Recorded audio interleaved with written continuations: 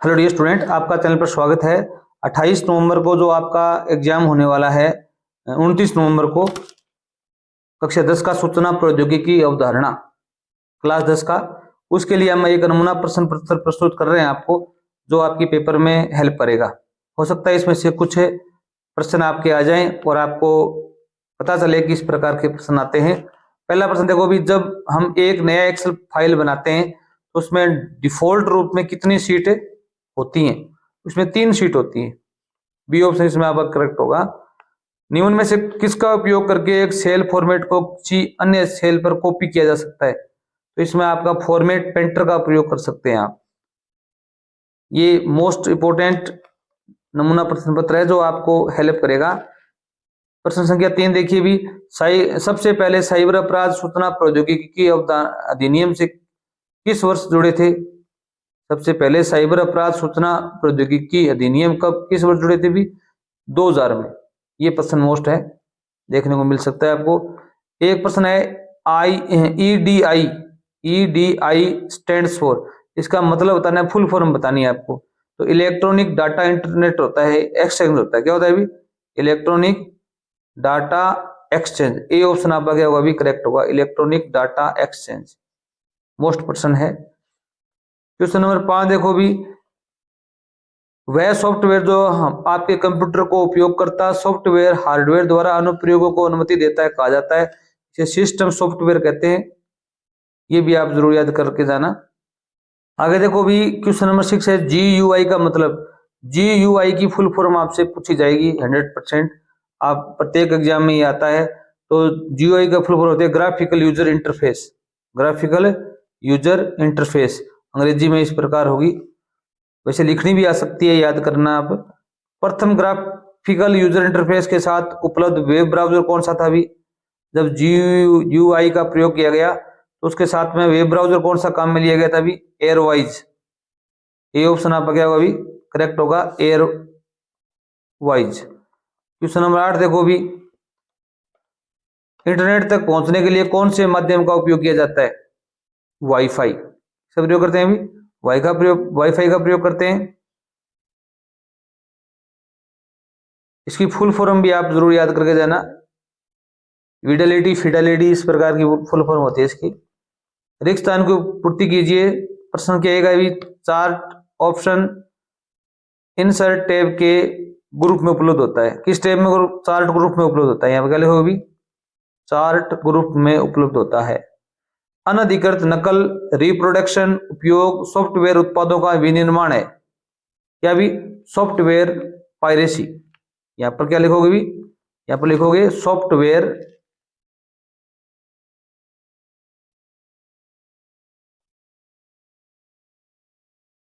Piracy है। Software piracy है वो अनधिकृत नकल रिप्रोडक्शन उपयोग व सॉफ्टवेयर उत्पादों का विनिर्माण है। कोड किए गए निर्देशों की सूची क्या कहलाती है भी?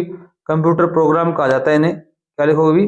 Computer program.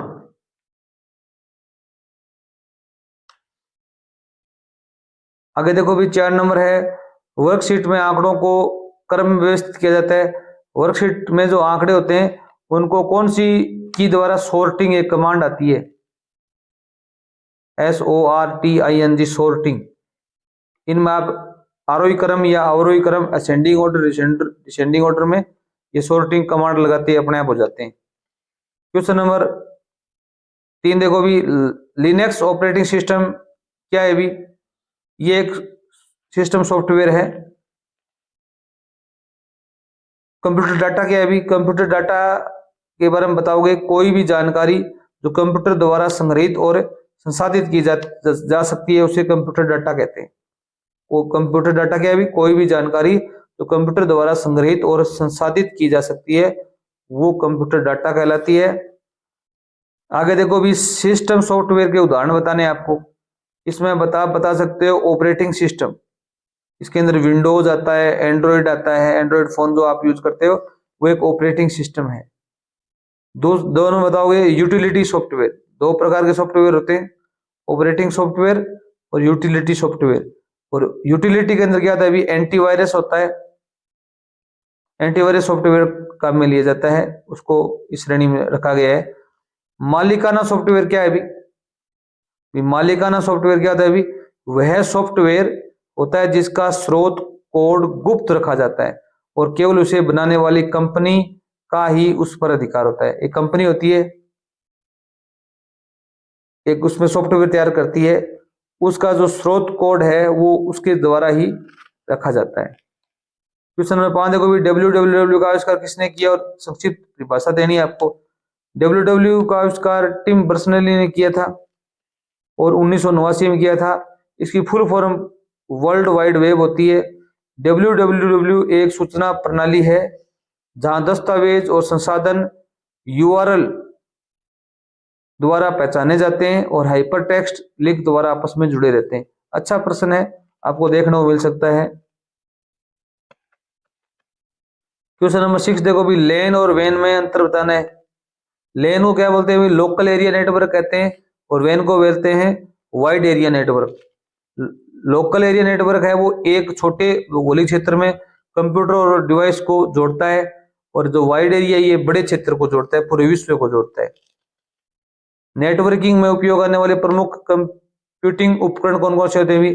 ये अच्छा प्रश्न है। जब हम 2-3 उपकरण को क्या करते हैं? कंप्यूटरों को नेटवर्क के लिए जोड़ते हैं, उसमें राउटर काम आता है, स्विच काम आता है, मोडेम काम आता है, हब काम आता है और फायरवॉल काम आता है, रिपीटर काम आता है, गेटवे काम आता है, एक्सेस पॉइंट काम आता है। इनका उदाहरण दे सकते हो आप। कंप्यूटर नेटवर्क के 4 मुख्य घटक बताने थे आपको। इसमें घटक में क्या बताओगे भी? रिपीटर, गेट, 4 घटक इसमें बताओगे। ट्रांसमिशन मीडिया, NIC इसकी फुल फॉर्म पूछी गई थी पीछे, network interface code, network interface code. Router और स्विच, ये 4 मुख्य घटक है नेटवर्क के। एक्सेल में लेबलिंग से आप क्या समझते हैं भी?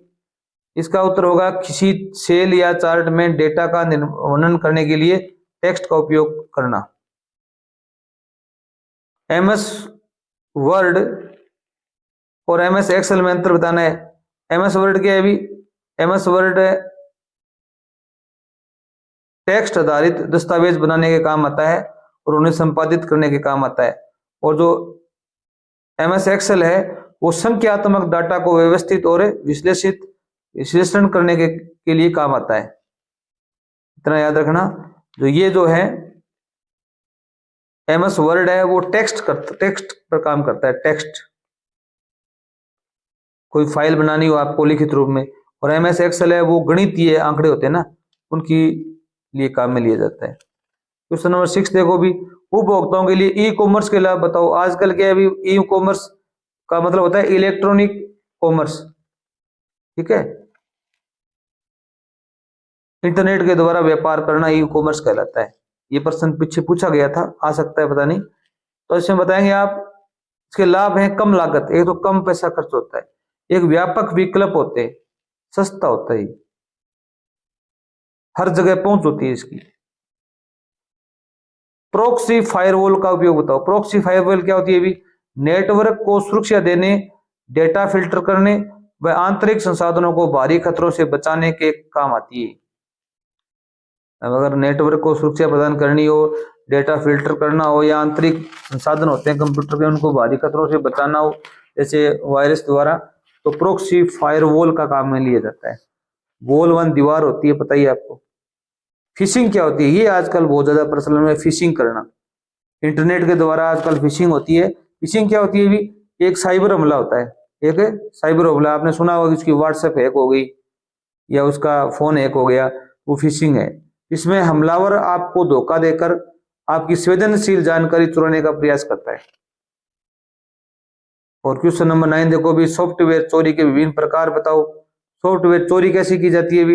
एक तो है सॉफ्ट लिफ्टिंग द्वारा की जाती है, एक है hard disk loading, internet piracy और जालसाजी द्वारा हम इसको कर सकते हैं। ऐसे सॉफ्ट लिफ्टिंग क्या होता है भी? सॉफ्ट लिफ्टिंग एक लाइसेंस का कोई कंप्यूटर पर इंस्टॉल करना होता है। कई कंप्यूटर होते हैं उन पर एक लाइसेंस को इंस्टॉल कर दिया जाता है। हार्ड डिस्क लोडिंग क्या होती है, नए कंप्यूटरों पर अनधिकृत प्रतियों को स्थापित करना। इंटरनेट पायरेसी क्या होती है भी, ऑनलाइन डाउनलोड कोई चीज करते हैं, ऑनलाइन में डाउनलोड करते हैं कोई चीज फाइल मान लो, तो वहां पर पायरेसी आती है। जालसाजी क्या होती है भी, नकली सॉफ्टवेयर बेच देते हैं लोग। कंप्यूटर नेटवर्क के उद्देश्य और उनके विभिन्न घटकों के नाम बताने। 10 नंबर प्रश्न में इसके आप बता सकते थे, कंप्यूटर नेटवर्क का उद्देश्य क्या है भी, डेटा और संसाधनों को साझा करने और संचार की सुविधा प्रदान करना इसका उद्देश्य होता है। विभिन्न घटक में इसमें आप बताओगे nodes, media, network interface card, NIC बोलते हैं जिसे, स्विच, राउटर, फायरवॉल।